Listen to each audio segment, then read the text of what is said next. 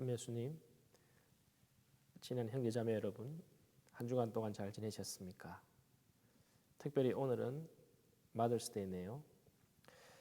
세상의 모든 어머니들에게 감사와 축하의 의미로 제가 카네이션을 달아드려야 되는데 지금 상황인지라 제가 구할 수 없어서 카네이션 대신 이렇게 장미꽃을 우리 어머니께 드리겠습니다.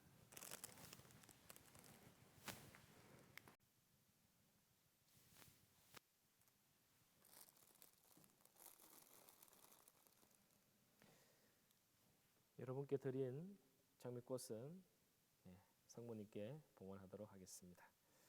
작년 기억을 떠올리면 어버이날을 기념하여 본당의 어르신들에게 또 감사 인사를 드리고 또 주일학교 아이들이 카네이션을 달아드리는 그런 기억이 있는데 코로나19로 인해서 이제 올해는 그런 행사들을 할 수 없지만 모든 부모님께 감사드리는 자녀들의 마음은 변함이 없음을 아시리라고 생각됩니다.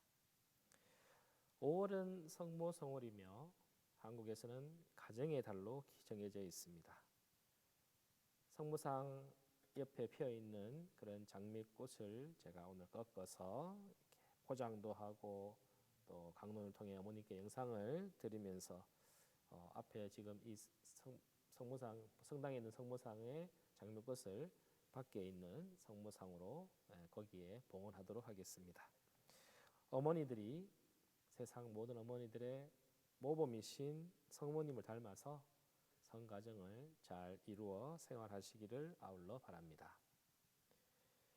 오늘 복음의 내용은 예수님의 고별사라고 할 수 있습니다. 당신 제자들과의 마지막 작별을 통해서 이제 만남이 끝나가는 것처럼 보이지만 실은 그게 아니었습니다. 당신의 말씀은 새로운 만남을 준비하는 과정에 있어서 예수님은 우리를 위한 자리를 마련하러 가십니다. 그러나 예수님의 그러한 마음을 준비를 모르는 제자들은 자꾸만 그 길을 알 수 있도록 또 볼 수 있도록 떼를 쓰고 있습니다. 예수님께서 보여주신 그 길은 우리가 이미 복음을 통해서 그분의 삶을 들여다보았고 당신께서 우리에게 새로운 계명으로 주신 사랑의 모습을 잘 알고 있습니다. 또한 나는 길이요 진리요 생명이다. 나를 통하지 않고서는 아무도 아버지께 갈 수 없다라고 말씀하시며 모든 길은 당신에서부터 시작되어 당신까지 이르는 삶을 우리에게 말씀하셨던 것입니다. 여기서 길은 중개자, 진리는 계시자, 그리고 생명은 구원자이신 예수님의 역할을 부각시킵니다. 구약 성경에서 하느님의 길은 인간이 지켜야 할 하느님의 계명을 가리키는 반면에 오늘 읽은 요한복음 14장에서 말하는 그 길은 윤리적 차원에서의 계명이나 규정을 넘어서서 예수님 자체로 소개됩니다. 결국 그분을 따르는 것이 바로 하나님께 이르는 결정적인 수단이라는 것입니다. 그런데 우리는 그리스도의 길을 얼마나 따르려고 노력하며 살아가느냐 하는 것입니다. 하느님의 말씀, 교회의 가르침을 통해 당신의 길을 보여주었건만 우리는 자꾸만 그 길에서 벗어나려고 합니다. 그 길이 정도의 길인데도 불구하고 다른 사람들을 의식하며 제대로 가고 있지 않은 경우도 많습니다. 바울 사도께서도 이제 여러분은 그리스도와 함께 다시 살아났으니 천상의 것들을 추구하십시오 라고 말씀하시면서 우리의 세례의 의미를 다시 한번 부각해 주십니다.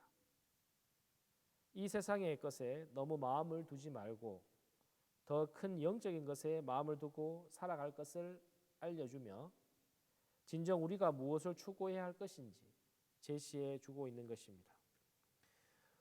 물론 모든 그리스도인들이 주님께서 제시해 주신 길을 벗어난다는 것은 아닙니다. 마지막 생애까지 주님과 함께 그 길을 걷는 분들도 많은데 참된 그리스도인으로 살아가기란 쉽지 않다는 것입니다.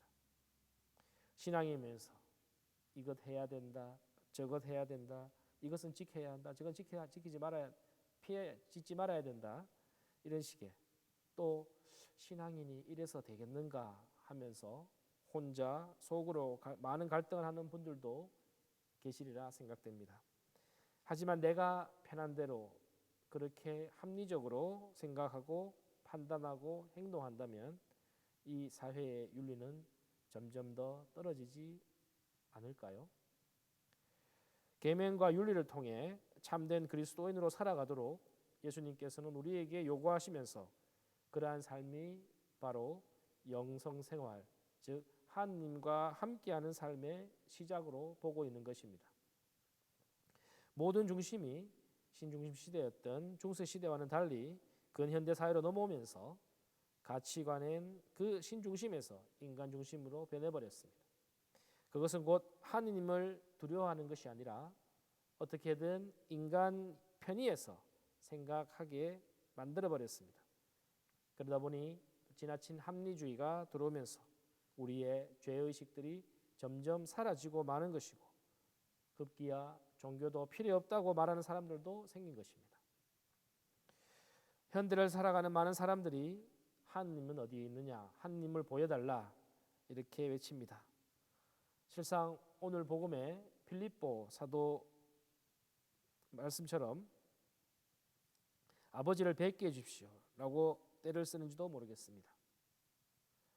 그러나 안다는 사람들과 똑똑한 사람들에게는 당신을 감추시고 철부지 어린아이들에게 당신의 모습을 드러내 보이셨습니다. 왜 그랬겠습니까?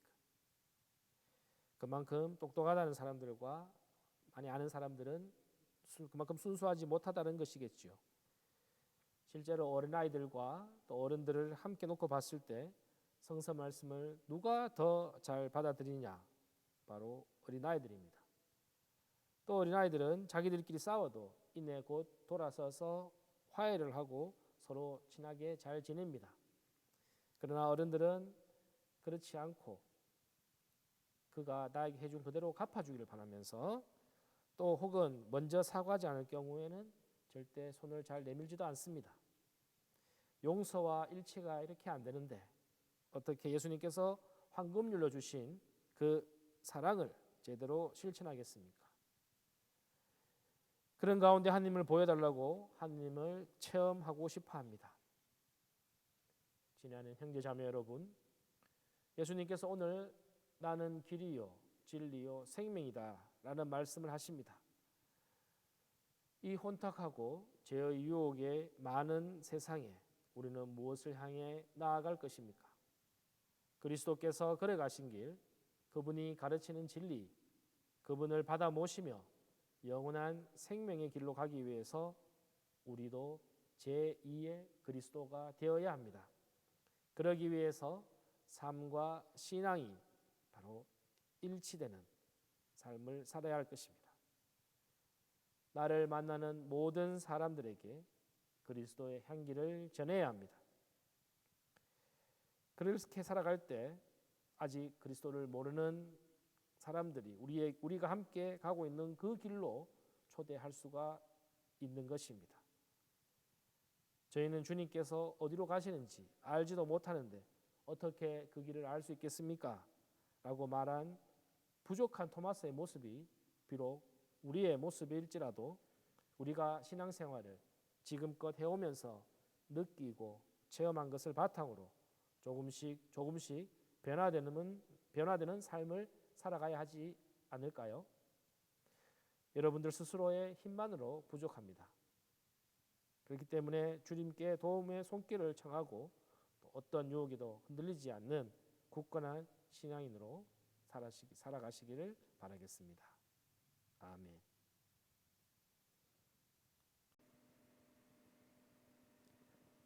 끝으로 칭찬함 사연을 소개합니다.